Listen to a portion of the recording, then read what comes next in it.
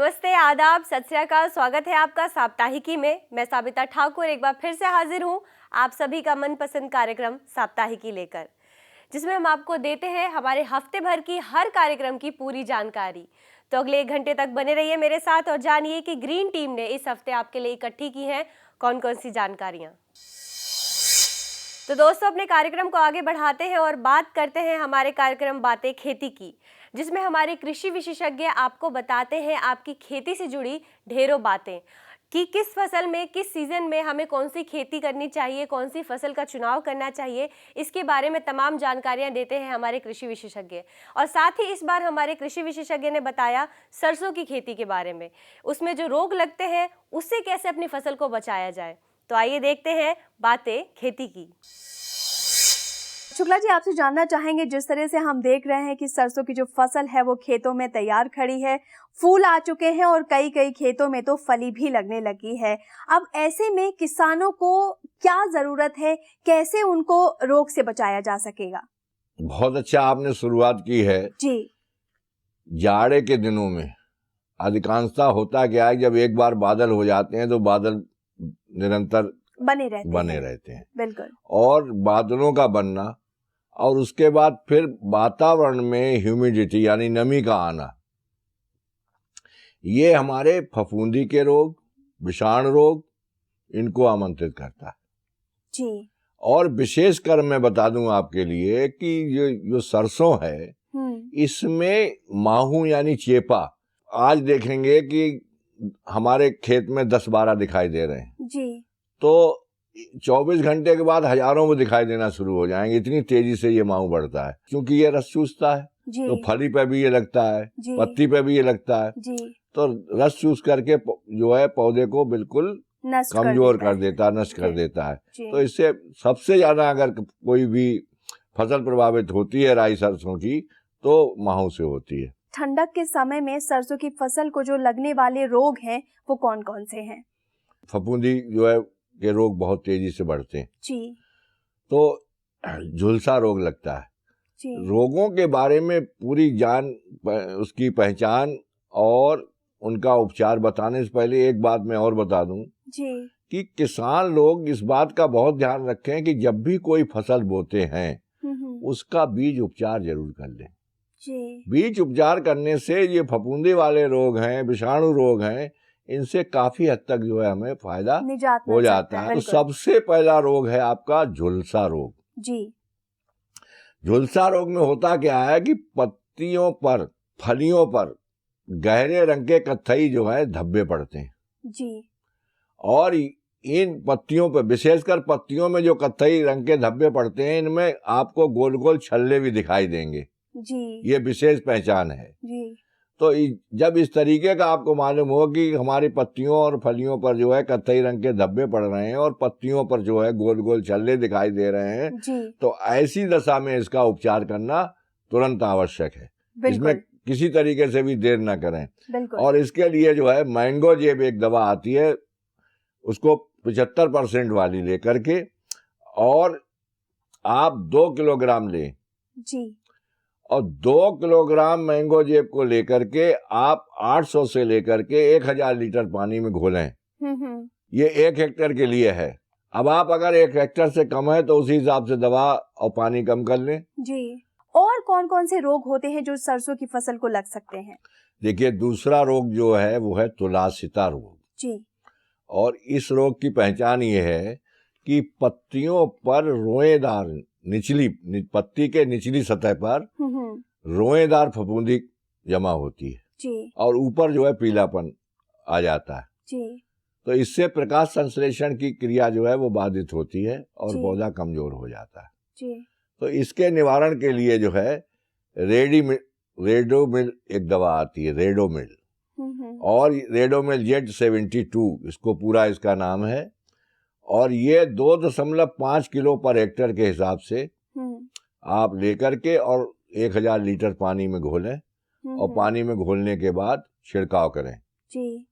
अब उसके बाद बात आती है कि रोग के बाद कीट जी। कीट भी जो है बहुत ही ज्यादा नुकसान करते हैं जी। और चूंकि सरसों की पत्ती ही सबसे ज्यादा खाई जाती है, जितने भी कीट लगते हैं ये पत्तियों को कोई ज्यादा खाते हैं जी। तो पत्तियां खा करके और ये पूरे पेड़ को जो है साफ कर देते हैं। तो इसमें सबसे पहला जो हमारा कीट लगता है वो सरसों की आरा मक्खी है। ये इतनी तेजी से पत्तियों को खाती है कि पूरा पेड़ का पेड़ खा जाती हैं और उसके बाद पेड़ बिल्कुल नंगा रह जाता, खाली उसमें जो है नसें रह जाती हैं, पत्तियां रहती ही नहीं जी। कि आरा मक्खी के लिए गर्मी की जुताई जरूर करें। गर्मी की जुताई जिन खेतों में कर दी जाती है उसमें इस कीट का लगना कम हो जाता है जी। दूसरे मैलाथियान जो है 6% मैलाथियान, धूल, डस्ट, 20 से आप 25 किलो धूल ले लें और धूल वाली जो डस्टिंग मशीन होती है उसमें ये भर करके और उसको अच्छी तरीके से मशीन चला दें तो वो जैसे झाड़ू लगाते समय डस्ट उड़ती है ऐसे ही पूरे खेत में ये डस्ट जो है उस पौधे पर जम जाएगी। बिल्कुल। तो उस पर जब जम जाएगी तो ये फिर आरा मक्खी का नुकसान जो है हमारा होना बंद हो जाएगा। अगर आपको ये डस्ट नहीं मिलती है जी, मैलाथियान 6% की जो डस्ट नहीं मिलती है तो ऐसी दशा में फिर मैलाथियान जो है आप 60 EC को लेकर के 1.5 लीटर ये द्रव रूप में है, वो है धूल और ये है मतलब पतली घोल के रूप में जी। 1.5 लीटर लेकर के आप और 800 से लेकर के 1000 लीटर पानी में इसको घोल लें और घोल करके इसका छिड़काव करें जी। तो इस तरीके से इसका आरा मक्खी का निदान हो जाएगा जी। तो दोस्तों फिलहाल साप्ताहिकी में वक्त हो चला है एक छोटे से ब्रेक का। कहीं जाइएगा नहीं क्योंकि ब्रेक से लौटेंगे तो बात करेंगे मनरेगा योजना के बारे में। ब्रेक के बाद एक बार फिर से आप सभी का स्वागत है साप्ताहिकी में। अब बात करेंगे हमारे कार्यक्रम बात पते की, जिसमें हम आपको बताते हैं आपके सामाजिक अधिकारों से जुड़ी ढेरों बातें। साथ ही हमने इस बार आपको बताया मनरेगा योजना के बारे में, जिसे महात्मा गांधी राष्ट्रीय ग्रामीण रोजगार गारंटी अधिनियम भी कहते हैं। दोस्तों ये योजना इसलिए लागू की गई ताकि जो आर्थिक स्थिति से गरीब लोग हैं, जो जिनके पास रोजगार नहीं है, उनको रोजगार प्राप्त कराने के लिए इस योजना की शुरुआत की गई। तो इसके बारे में आगे और क्या क्या जानकारी है, इसके ऊपर और क्या क्या महत्वपूर्ण बातें हैं, उसे जानने के लिए आइए देखते हैं हमारा कार्यक्रम बात पते की। सबसे पहले आप बताइए कि मनरेगा है क्या? मनरेगा के बारे में चर्चा करने से पहले अगर आप मुझे अनुमति दें थोड़ा सा पृष्ठभूमि में संक्षेप में जाना चाहूँगा। सन 90-91 के बाद भारत में आर्थिक सुधारों का, वित्तीय सुधारों का दौर शुरू हुआ। उसका लाभ ये हुआ कि हमारे शहरी क्षेत्रों में रोजगार की जो उपलब्धताएं थी वो बहुत ज़्यादा बढ़ गई। शहरी क्षेत्रों में बहुत ज़्यादा रोजगार उपलब्ध थे, ग्रामीण क्षेत्रों के लोग पलायन करने लगे। इस चीज़ को देखकर 2000 आते आते सरकार ने तय किया कि कोई ना कोई परिवर्तन ऐसा किया जाए जिससे ग्रामीण क्षेत्रों से पलायन रुके और ग्रामीण क्षेत्रों में रोजगार का सृजन हो। उस उद्देश्य को सोचते सोचते मंथन और चिंतन द्वारा हमारे कुछ विशेषज्ञ अधिकारियों की समितियों ने निर्धारण किया कि ग्रामीण क्षेत्रों में रोजगार की गारंटी युक्त योजना तैयार की जाए ताकि वहाँ के लोगों को जाना न पड़े, बाहर निकलना न पड़े, अपने घरों में रहें। तो विशेष सबसे पहला था ये ग्रामीण रोजगार गारंटी। उस ग्रामीण रोजगार गारंटी को निश्चित करने के लिए, ताकि कहीं ऐसा ना हो कि योजना चले और वो समय अनुसार चले ना चले, रुक जाए, सरकार ने अधिनियम के द्वारा इसे अधिसूचित करने का निश्चय किया। तो 25 अगस्त 2005 को सरकार ने तय किया कि हम ये योजना लागू करेंगे और 2 फरवरी 2006 को इसके बारे में एक एक्ट लाया गया, अधिनियम लाके उसको शुरू किया गया। उसका नाम था राष्ट्रीय रोजगार गारंटी एक्ट। तो उससे ये नरेगा बना, national rural employment guarantee act. अच्छा, उसके बाद क्योंकि हमारे यहाँ ग्रामीण क्षेत्रों से संबंधित किसी भी कार्य के लिए या वेलफेयर वर्क के लिए हम योजना को किसी न किसी के नाम समर्पित कर देते हैं, तो हमने ये योजना देश के नेताओं ने महात्मा गांधी हमारे राष्ट्रपिता के नाम समर्पित की। उससे ये पूरी मनरेगा हो गई, महात्मा गांधी राष्ट्रीय रोजगार गारंटी योजना। इस योजना में जो मुख्य उद्देश्य था ग्रामीण क्षेत्रों में रोजगार पैदा करने का, उसके लिए कुछ निश्चित सरकार ने नियम बनाए, कुछ प्रावधान किए, दिशा निर्देश दिए और एक्ट होने की वजह से उनका उस तरह से चलना सुनिश्चित किया गया। जी मिश्रा जी, ये योजना जो लाई गई है, पहले तो मैं आपसे जानना चाहूंगी, इतनी सारी परेशानियां आ रही है इस योजना में, सरकार का इस योजना को लॉन्च करने के पीछे एम क्या था? देखिए, सरकार ने जिस समय ये इस योजना के बारे में तैयारियां की थी और पूरी प्लानिंग के साथ इसे लागू किया था, उस समय था रोजगार सृजन करना, लेकिन वो रोजगार केवल ऐसा ना हो कि अभी हुआ और उसका उपयोग कोई नहीं हुआ। तो राष्ट्रीय उपयोग और राष्ट्रीय अर्थव्यवस्था के विकास में उसका उपयोग हो, इस उद्देश्य से सरकार ने शुरू की थी। उसमें स्पष्ट निर्देश हैं कि ऐसी आस्तियां, एसेट्स और ऐसी चीजें बनाई जाएं, तैयार की जाएं, श्रम का उपयोग उन कामों में किया जाए जो लॉन्ग टर्म हो। मिश्रा जी, जो नई सरकार है वो चाहती है कि वो अब इनको, इस योजना को पूरे देश में लागू ना कर सिर्फ उन्हीं राज्यों में लागू करे जहां इनकी सबसे ज्यादा जरूरत है। क्या आपको लगता है सरकार का ये फैसला बहुत सही साबित हो सकता है? देखिए, योजना की समीक्षा जब हुई, पहले 5 साल बाद हुई, उसके बाद नई सरकार ने आने पे, क्योंकि सरकार बनी तो काफी कुछ मूलभूत परिवर्तनों के साथ बनी थी, दल बदला, नीतियां बदली, तो सरकार ने जब पुनः समीक्षा की योजना की, उसमें यह पाया गया कि बहुत से स्थानों पर वो कार्य हुए जिनकी उपयोगिता नहीं थी। लोकल लेवल पे काम की लिस्ट में से काम उठाया, काम करा दिया, उसका फर्दर यूज नहीं हो रहा। तो सरकार का विचार ये है कि वर्तमान का भी था, पिछली सरकार का भी यही विचार, पर अब उस पर जोर दिया जाने लगा। तो सरकार का विचार है कि वो काम हो जिनका उस क्षेत्र में लंबे समय तक, लंबी अवधि तक उपयोग किया जाए। बिल्कुल। जो अनुपयोगी हैं वो कार्य न किए जाएं। बिल्कुल। दूसरी बात, इसके ऊपर आने वाली लागत। बिल्कुल। मैं दर्शकों की जानकारी के लिए बताऊं, जैसे लागत में केंद्र सरकार एक बहुत बड़ा हिस्सा इस योजना पे स्वयं व्यय करती है। अकुशल मजदूरों की मजदूरी का 100% केंद्र सरकार देती है जी। अर्धकुशल, कुशल मजदूरों की मजदूरी का 75% केंद्र सरकार देती है। और जितना व्यावसायिक और प्रशासनिक खर्च है, केंद्रीय व्यावसायिक प्रशासनिक खर्च, वो केंद्र सरकार देती है। बिल्कुल। क्या लगता है मिश्रा जी, इस योजना के तहत किस तरह के संशोधनों की जरूरत है? देखिए, एक तो संशोधन, एक तो विचार सरकार की तरफ से आ गया। जरूरत क्या थी कि जो भी कार्य हो रहे हैं वो कार्य ग्राम पंचायत स्तर पे वहां के अधिकारियों द्वारा करा लिए जाते थे। उनकी कामों की श्रेष्ठता और गुणवत्ता, उन्हें देखने वाला कोई प्रोविजन नहीं था पहले। तो अभी सरकार ने एक चेंज किया है कि हर क्षेत्र में कामों की उपयोगिता और गुणवत्ता को देखने के लिए हर जगह एक पंचायत अधिकारी और 2 कनिष्ठ अभियंता, जेई बोलते हैं जिन्हें, वो नियुक्त किए जा सकते हैं। पूरे देश में उनका औसत है हर 6000 की आबादी पे 2 जेई, जहां जहां के क्षेत्र जिले लिए गए हैं। और हिल एरियाज में, जितने पर्वतीय क्षेत्र हैं, वहां पे हर 3000 की आबादी पे 2 जेई अपॉइंट किए जा सकते हैं जी।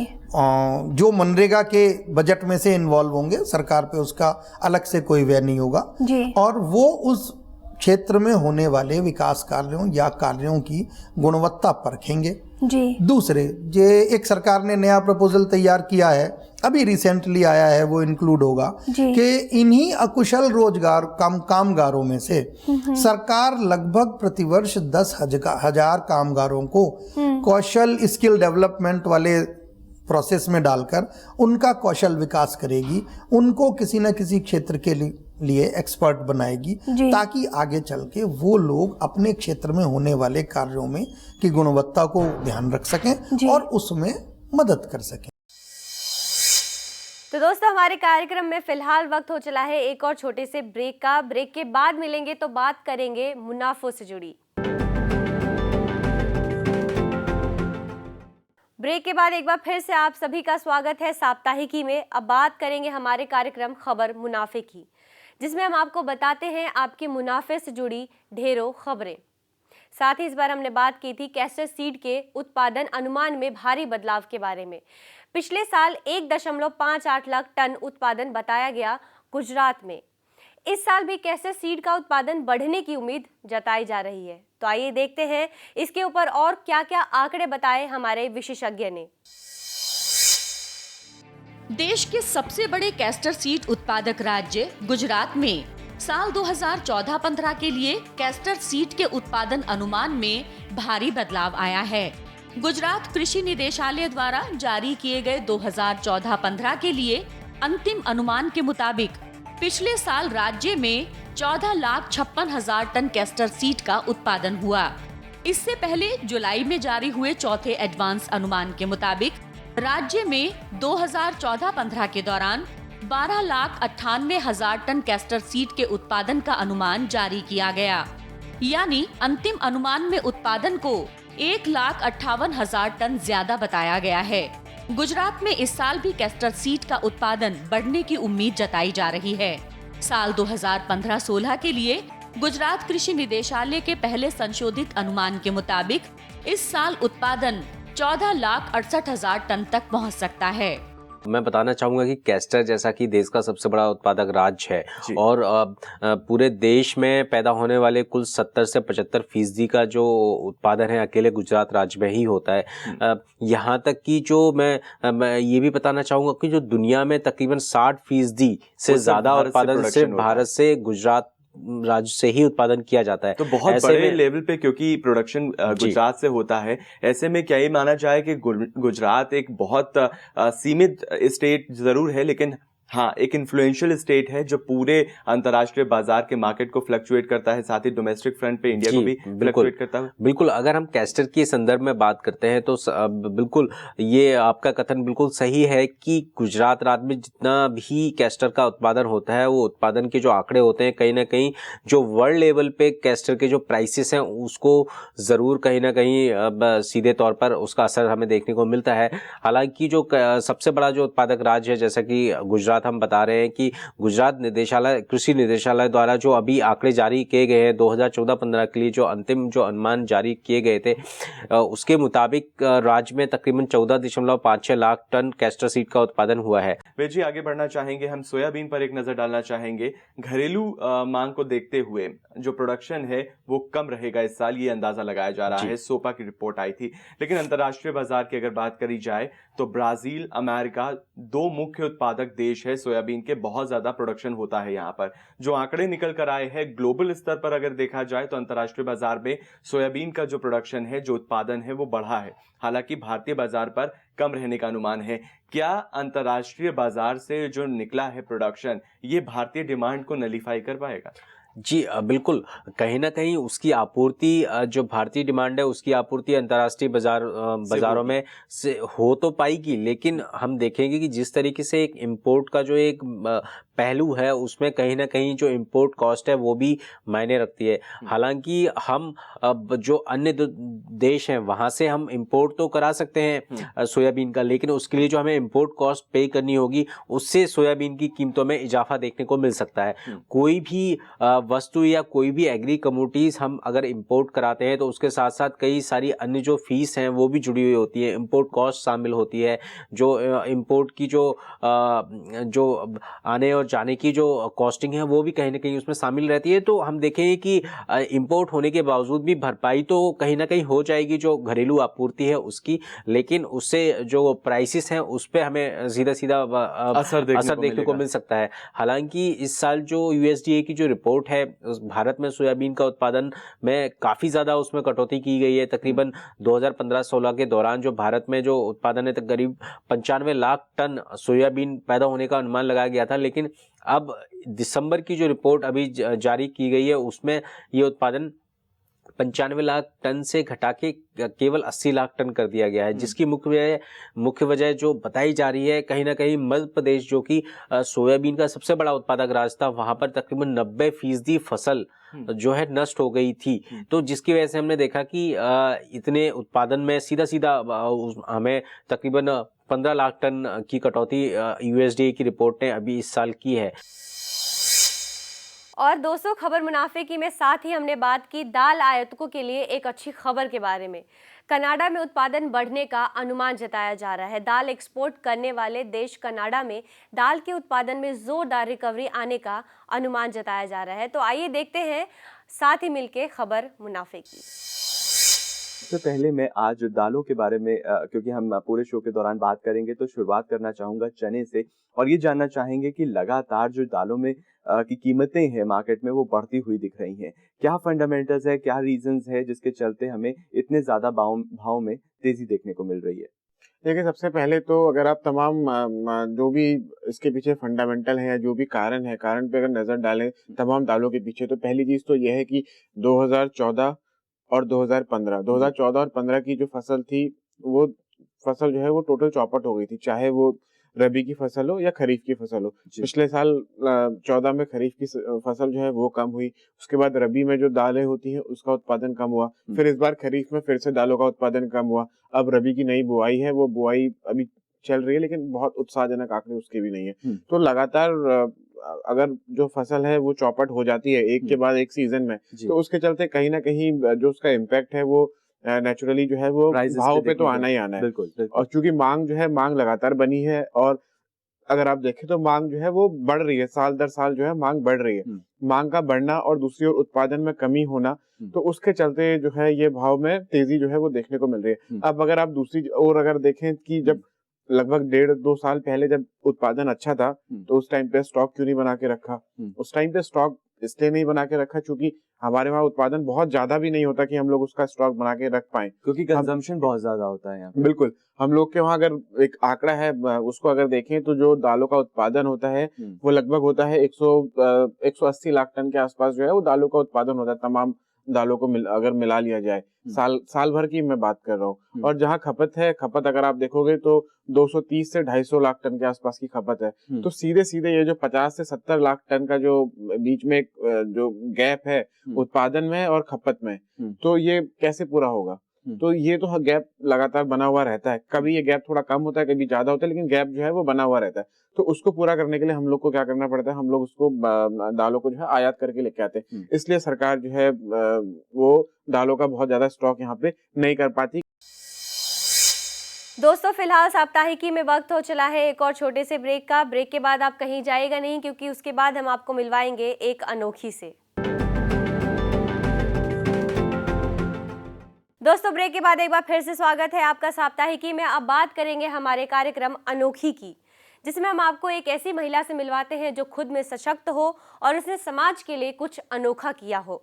इस बार हमने आपको मिलवाया कमला आर्य से, जिन्होंने कूड़ा बीनने वाले बच्चों की जिंदगी को सुधारा है। उन्होंने बाल शिक्षा के लिए कई महत्वपूर्ण कदम उठाए हैं। तो आइए जानते हैं इनकी जिंदगी के बारे में और अनोखे पल देखते हैं हमारा कार्यक्रम अनोखी।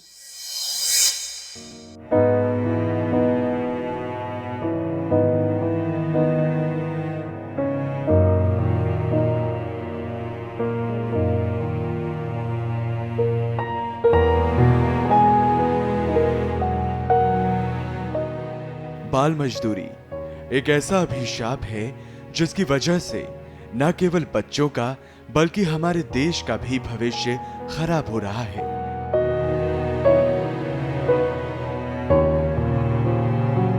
जिन कोमल हाथों में किताबें या खिलौने अच्छे लगते हैं, आज उन हाथों को कारखानों और फैक्ट्रियों का कूड़ा उठाना पड़ रहा है। कहने को तो देश में बाल मजदूरी के विरोध और शिक्षा के अधिकार के पक्ष में कई बड़े कानून बनाए जा रहे हैं। बावजूद इसके आज भी अगर भारत में बाल मजदूरी का आंकड़ा लगाए तो ये पूरी दुनिया में सबसे अधिक ही होगा। भारत में बाल मजदूरी का सबसे बड़ा कारण गरीबी और अशिक्षा है। बच्चों के माता पिता सिर्फ इस वजह से स्कूल नहीं भेजते क्योंकि उनके स्कूल जाने से परिवार की आमदनी कम हो जाएगी।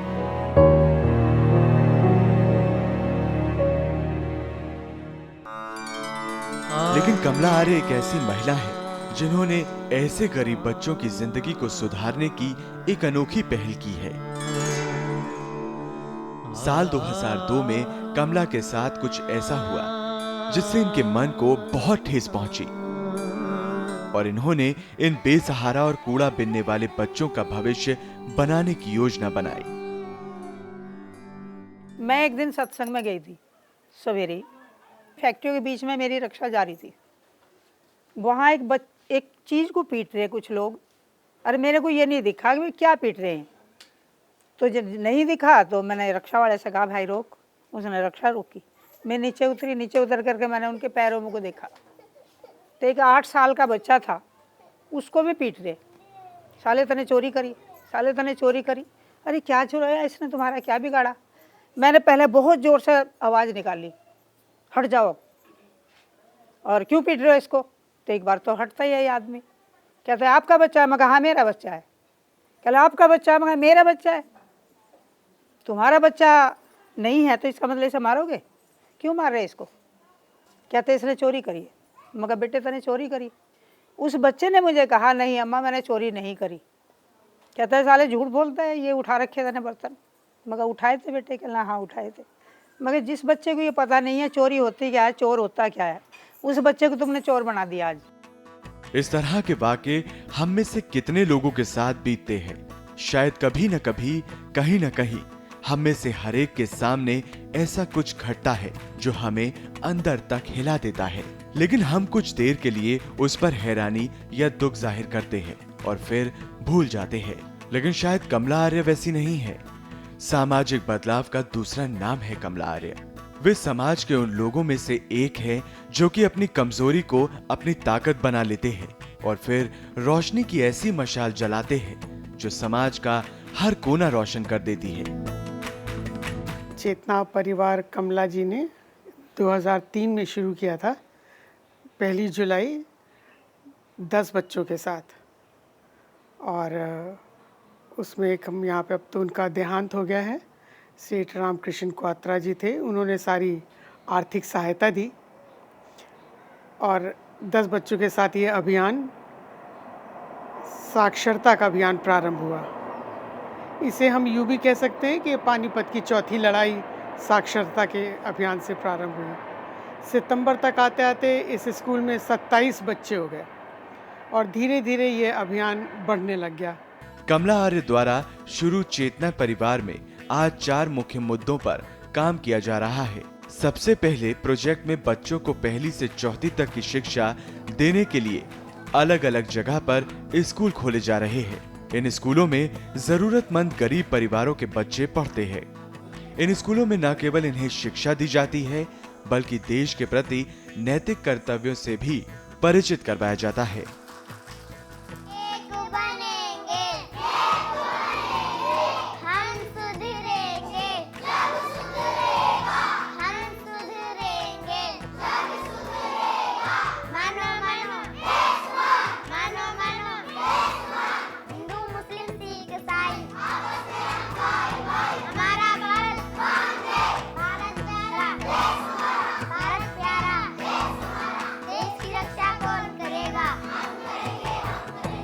मेरा नाम राज रानी है और मैं यहाँ से 4th कक्षा पास करके गई हूँ और गवर्नमेंट सीनियर सेकेंडरी स्कूल में मैं 8वीं कक्षा में पढ़ती हूँ।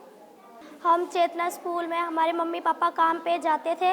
एक बार कमला जी हमारे घर पे आई, उन्होंने ये कहा कि तुम घर पे क्या करते हो, हमने छोटा सा स्कूल खोल रखा है, चेतना स्कूल खोल रखा है और तुम वहाँ जाके पढ़ो। तो हमने सोचा हम चेतना स्कूल में पढ़ लेते हैं। फिर हम 4th कक्षा पास करके यहाँ से गए। 5th क्लास हमने गवर्नमेंट सीनियर सेकेंडरी स्कूल में की और अब हम 8वीं क्लास में पढ़ रहे हैं। इनका दूसरा प्रोग्राम महिलाओं को सशक्त बनाना है, जिसमें महिलाओं को सिलाई सिखाई जाती है, जिसके जरिए महिलाएं आत्मनिर्भर बनती हैं। इस प्रोजेक्ट में महिलाओं के साथ साथ छोटी बच्चियों को भी सिलाई सिखाई जाती है ताकि वो बचपन से ही आत्मनिर्भर बनना शुरू कर दें। इस संस्था को जो चला रहे हैं उनका नाम कमला आर्य है।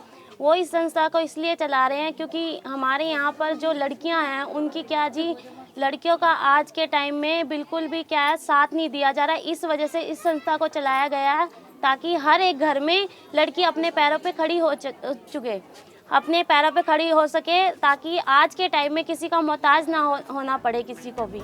इनका तीसरा प्रोजेक्ट बुजुर्ग महिलाओं के लिए है जो किसी कारण पढ़ाई नहीं कर पाई पर अब पढ़ना चाहती हैं। इनमें महिलाओं की शिक्षा के साथ साथ इनके मनोरंजन का भी ध्यान रखा जाता है।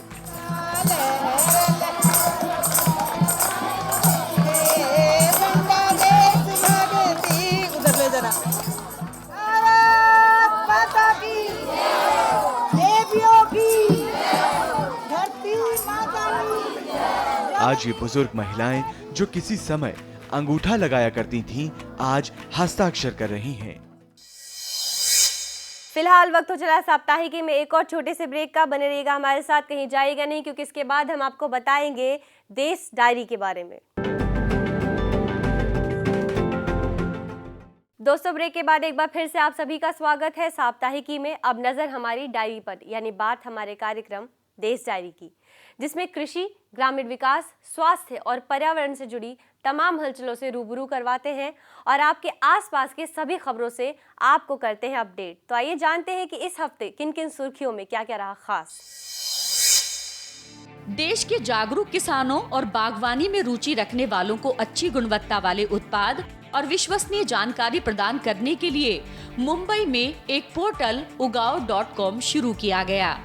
ये पोर्टल अंग्रेजी में है और शहरी लोग जो बागवानी में रुचि रखते हैं उनके लिए विशेष रूप से बनाया गया है। पोर्टल के संस्थापक सिद्धांत भालिंजे ने इसे पेश करते हुए कहा है कि ugav.com में भारत में खेती और बागवानी के तरीके में बदलाव को ध्यान में रखा गया है। शुरुआत में पोर्टल मुंबई और पुणे पर ध्यान देगा।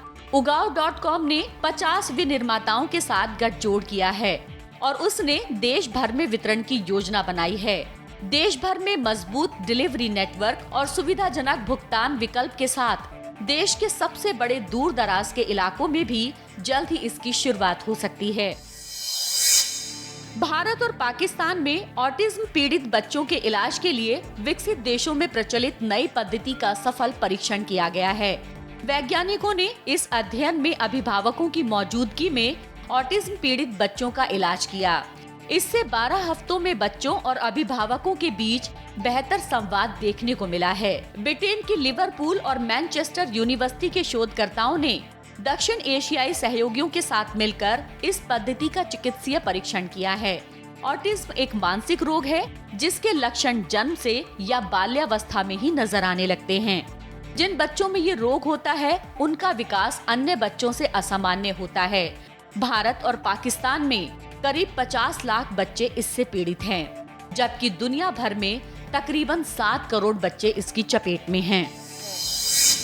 कृषि उत्पादों के एक बाजार से दूसरे बाजार तक मुक्त प्रवाह, मंडी के अनेकों शुल्कों से उत्पादकों को बचाने और उचित मूल्य पर उपभोक्ता के लिए कृषि वस्तुओं को मुहैया कराने के लिए केंद्र सरकार ने राष्ट्रीय कृषि बाजार को विकसित करने के लिए एक समयबद्ध ई प्लेटफॉर्म तैयार किया है।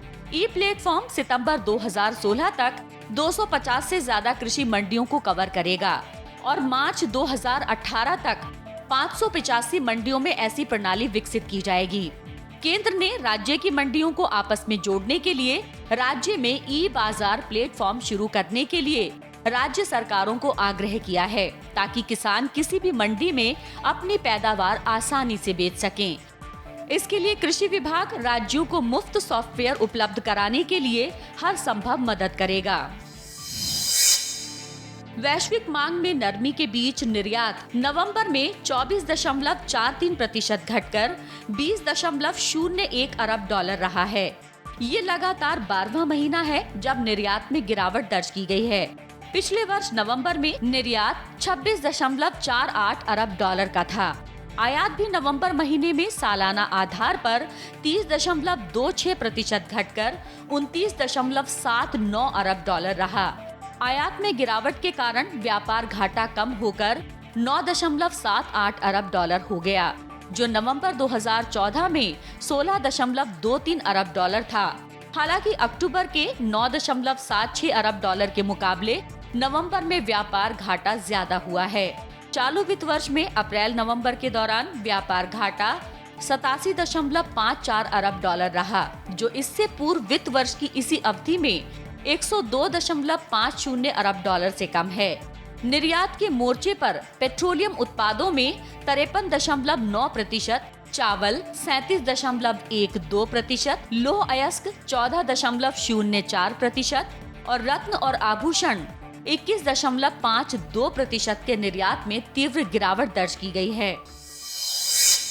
भारत और ब्रिटेन ने नई दिल्ली में अपनी संयुक्त पहल शिक्षा, अनुसंधान और नवाचार का ब्रिटेन भारत वर्ष 2016 का शुभारंभ किया।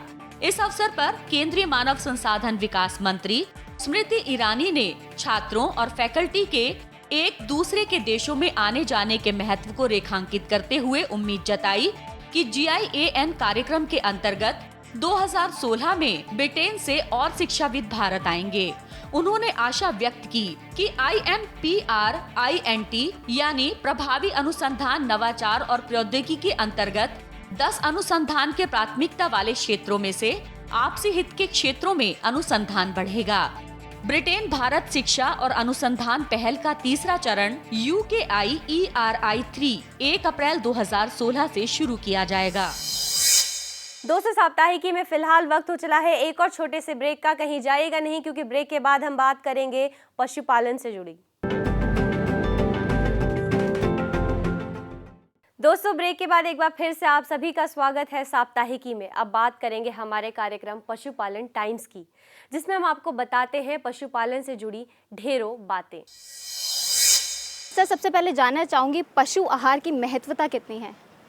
पशु आहार की महत्वता तो बहुत ज़्यादा है, क्योंकि दूध कितना पशु देगा ये पशु आहार पे भी निर्भर करता है और पशु कैसा है उस पर भी निर्भर करता है। पशु दूध उत्पादन पे जो लागत आती है उसका 60-65% जो है खर्चा जो है पशु आहार पे होता है। तो पशु आहार संतुलित भी होना चाहिए और कम लागत वाला भी होना चाहिए, और वातावरण के हिसाब से भी होना चाहिए। बहुत गर्मी है तो उसके हिसाब से चारा दाना बनाना चाहिए, और अगर मौसम बहुत ठंडा है, सर्दी है, तो उसके हिसाब से भी हमें जो है दाने में, उसके आहार में परिवर्तन लाना होता है। सर, ऐसे कौन कौन से पशु आहार है जो बाज़ार में जो हमारे किसान भाई हैं उनके लिए काफ़ी आसानी से उपलब्ध हो सकते हैं? पशु आहार की जब हम बात करते हैं तो उसमें हरे चारे, सूखे चारे और साथ में जो दाना मिश्रण है या दाना मिश्रण बनाने के जो घटक हैं वो सब सम्मिलित होते हैं। हरे चारे की जहाँ तक हम बात करें तो हरे चारे तो किसान को खुद अपने खेत में ही लगाने होते हैं। सर्दी में जैसे वो बरसीम लगाता है, जई लगाता है, और गर्मी में जो है मक्की का चारा है, मक्का जिसे कहते हैं, या ज्वार लगाता है। और इसी तरीके से जो सूखे चारे हैं उसमें गेहूं का भूसा है, धान का उपवाल आता है। और जहाँ तक प्रश्न उठता है कि जो दाना मिश्रण बनाया जाता है उसके घटक जो है आमतौर पे किसान को बाज़ार से ख़रीदने पड़ते हैं। तो वो 3 तरह की आइटम्स होती हैं जिससे कि ये दाना मिश्रण बनता है। एक तो अनाज होते हैं। अनाज में जैसे मुख्यतः मक्की का जो है मेज जिसे हम कहते हैं वो प्रयोग किया जाता है। इसके अलावा ज्वार, बाजरा, दूसरे जो भी अनाज है इनका भी प्रयोग किया जाता है। तो लगभग जो दाना मिश्रण होता है उसका 1/3 हिस्सा जो है ये अनाज होते हैं। दूसरा घटक जो होता है वो खली होता है। खली जो है कई तरह की बाज़ार में उपलब्ध होती है। सरसों की है, मूंगफली की है, बिनोले की है, सोयाबीन की है।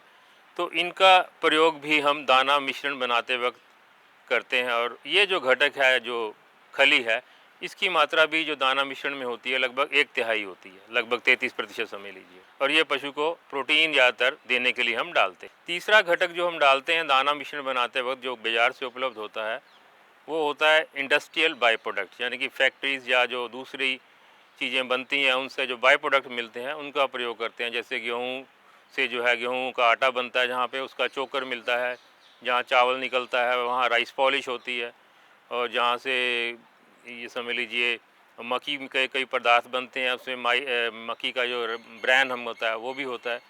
इस तरीके से कई जो है प्रोडक्ट, दाल जहाँ बनती हैं दाल के टुकड़े मिलते हैं, दाल चूनी है, तो इस तरह के प्रोडक्ट मार्केट में मिलते हैं। ये घटक हम इसलिए डालते हैं कि जो दाना मिश्रण जो है उसकी लागत थोड़ी सी कम रहे और वो पौष्टिक भी रहे। तो ये 3 मुख्य घटक होते हैं, अनाज, खली, इंडस्ट्रियल बाई प्रोडक्ट। इसके अलावा जो है खनिज मिश्रण भी हम इसमें डालते हैं लगभग 2% के करीब, और नमक डालते हैं 1%। अगर पशु को दाना मिश्रण हम काफ़ी ज़्यादा प्रयोग कर रहे हों तो हमें जो है उसके अंदर खाने पकाने वाला जो सोडा होता है, मीठा सोडा जो होता है, वो भी डालना पड़ता है। लगभग 1% हम मीठा सोडा डालते हैं। और बहुत ज़्यादा दूध देने वाले जो पशु होते हैं जिनको ताकत की बहुत ज़रूरत होती है, उनमें कभी कभी जो है हम फ़ैट जो होता है, पर्ल फैट, दानेदार फ़ैट भी मार्केट से मिलता है, प्रोटेक्टेड फ़ैट, वो भी हम प्रयोग करते हैं लगभग आधा से 1%। और अगर वो नहीं हो तो कई बार हम सरसों का तेल भी जो है आधा से 1% जो है दाना बनाते वक्त उसमें डालते हैं, जिससे कि उसकी ताकत या एनर्जी बढ़ जाए। और अच्छी बात तो ये रहती है कि सूखे चारे के साथ साथ आप कुछ हरा चारा मिलाएं और उसमें जो है साथ साथ आप जो है उसमें ये दाना भी मिलाएं। हरा चारा जो है आमतौर पे जैसे आजकल गर्मी का मौसम है, एक तो ज्वार का चारा जो है उपलब्ध है, किसान भाई खिला रहे हैं, और दूसरा मक्की का चारा जो है खिलाया जा रहा है। ज्वार का चारा जो है ये ध्यान रखना चाहिए कि ऐसी ज्वार जिसमें पानी की कमी रह गई है, सूख गया है या बहुत छोटी है, उसका प्रयोग नहीं करना चाहिए, उसमें कुछ पॉइजनिंग के चांसेस होते हैं। लेकिन अगर वो प्रॉपर स्थिति में है, उसकी अच्छी ऊंचाई हो गई है, पानी भी ठीक आपने दिया है, तो उसका प्रयोग हम कर सकते हैं। और ज्वार जो मिठास में हो, जिसमें थोड़ा मीठापन ज़्यादा हो, वो पशु के लिए ज़्यादा लाभदायक रहती है। तो आजकल कई हाइब्रिड सीड्स आए हुए हैं मार्केट के अंदर, उनका भी प्रयोग किया जा सकता है। सिंगल काट होती है जो एक बार ही एक कटाई में ही हम इस्तेमाल कर लेते हैं, कई ऐसी होती है जिनकी 2 या 3 कटाई हम कर सकते हैं। तो दोनों के अपने अपने लाभ हैं, लेकिन जितनी मीठी होगी उतना जो है पशु को ज़्यादा कार्बोहाइड्रेट मिलेगा, वो दूध उत्पादन में मदद करेगी। जहाँ तक सवाल है मक्की के चारे का, मक्की के चारा जो है हमें जब भुट्टे थोड़े थोड़े आ जाएं, उसमें अगर थोड़ा दूध भी आ जाए तो वो स्थिति तो बहुत ही अच्छी है, क्योंकि पशु को थोड़ा सा अनाज भी मिल जाएगा और दाने में अगर दूध होता है तो उससे जो है पशु को ज़्यादा फ़ायदा मिलता है। अब ये मक्की का चारा जो है, तो इसमें आप देख रहे हैं कि ये देखिए इसमें ये भुट्टा भी है और इसमें थोड़ा सा दाना भी है। तो इस तरह की स्थिति के ऊपर दाने में अगर थोड़ा सा दूध भी है तो ये बहुत अच्छी स्थिति है जब हम मक्की के चारा जो है पशु को दें। ख़ासतौर पे जो दूध देने वाले पशु हैं या गाभिन पशु हैं, उनमें ये बहुत लाभदायक रहता है जी। और आप इसका अचार भी बना सकते हैं हरे चारे का जो है। ख़ासतौर पे मक्की का जो हरा चारा है उसका अगर आप अचार बना के रख लेते हैं, अचार बनाने की विधि होती है, इसकी हम कुट्टी काट के जो है गड्ढे में ये रखते हैं, पूरा उसको पैक करते हैं और फिर पॉलीथीन से कवर करते हैं, एयर टाइट पैकिंग करते हैं। तो उस तरीके से सही इसकी विधि इस्तेमाल करके हम साइलेज भी बना लेते हैं, जो बाद में जो है जब हमारे पास हरा चारा नहीं होता है तब इसका हम प्रयोग करते हैं। तो हरा चारा अगर आप खिला रहे हैं तो प्रयास ये कीजिए कि उसमें अगर आप सूखा चारा भी अगर दे रहे हैं तो अलग अलग मत दीजिए, दोनों को मिला के दीजिए। हरा चारा और सूखा चारा दोनों को मिला के दीजिए, और दाना भी डाल रहे हैं तो वो भी मिला के दीजिए, तीनों को मिला के दीजिए। तो उसका लाभ पशु को ज़्यादा होता है। पशु की सेहत के ऊपर, पशु के जो की खुराक में जो पोषक तत्व हैं वो ज़्यादा अच्छी तरह से पशु के काम में आते हैं। सर, जैसे अभी गर्मी का मौसम चल रहा है, पशु खाने से ज़्यादा पानी पीना पसंद करता है, तो ऐसे में क्या हरा चारा हो सकता है जो उसके लिए सबसे अच्छा हो सकता है कि वो खाना समय से खाए, अपना चारा समय से ले सके? देखिए, पानी की जो आवश्यकता है वो तो गर्मियों में बढ़ी जाती है। पशु जो है कुछ पानी जो है हरे चारे से भी निकालता है। अगर ऐसा हरा चारा हम दे रहे हैं जिसमें पानी की मात्रा ज़्यादा है तो जो पीने वाला पानी है उसकी ज़रूरत उसको कम पड़ती है। पानी तो पशु के सामने हर वक्त उपलब्ध होना चाहिए, और अगर पानी जो है हर वक्त आप उसके सामने होदी में नहीं भर के रख रहे हैं तो उसका भी दूध के ऊपर असर पड़ता है। पानी साफ़ होना चाहिए, उसमें अंदर जो है काई या इस तरह की चीज़ें नहीं होनी चाहिए, और उसमें पानी की होदी में आप थोड़ा चूना डाल के रख लीजिएगा, बुझा हुआ चूना, तो पानी भी साफ़ रहेगा, थोड़ा सा कैल्शियम भी उसमें मिल जाएगा। और पानी जो है अगर आप होदी नहीं बना रखी, अलग से दे रहे हैं, तो कम से कम 3 बार तो पशु को 4 बार 3-4 बार पशु को पानी ज़रूर दिखाना चाहिए जी। और पानी ताज़ा हो तो ज़्यादा अच्छा है, थोड़ा सा गर्म नहीं हो, ठंडा ठंडा हो तो पानी ज़्यादा पीता है। हम तो कई बार जो ये भी तजर्बे किए हैं कि अगर उसमें पानी ठंडा हो, बर्फ़ डाल दें तो पानी की मात्रा पीने की जो बढ़ जाती है जी। तो वो संभव तो नहीं है, व्यवहारिक नहीं है, लेकिन जहाँ तक हो सके पानी को जो है ताज़ा और ठंडा हो तो वो पशु को ज़्यादा लाभ देता है। तो दोस्तों, आज की साप्ताहिकी में बस इतना ही। अगले हफ्ते फिर होगी आपसे मुलाकात। तब तक के लिए मुझे दीजिए इजाज़त। खुश रहिए, मुस्कुराते रहिए और बने रहिए ग्रीन टीवी के साथ। नमस्ते।